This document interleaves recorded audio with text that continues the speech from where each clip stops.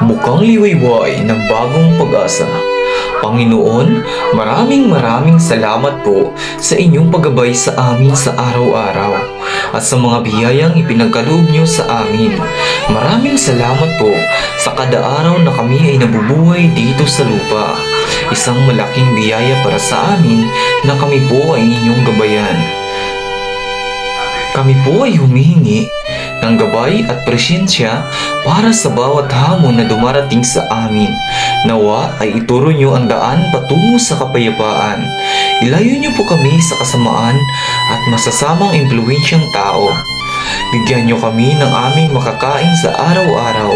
Gisingin niyo ang aming mga natutulog na puso nang sa gayon ay malaman namin ang landas patungo sa kagandahang asal. At patawarin niyo kami sa aming mga nagawang kasalanan mula sa isip, sa salita at sa gawa. Nawa'y gabayan niyo rin ang aming mga mahal sa buhay at ilayo niyo kami sa kasamaan. Ang lahat ng ito ay sinasamot dalangin namin sa matamis na pangalan ni Jesus na aming tagapagligtas. Amen.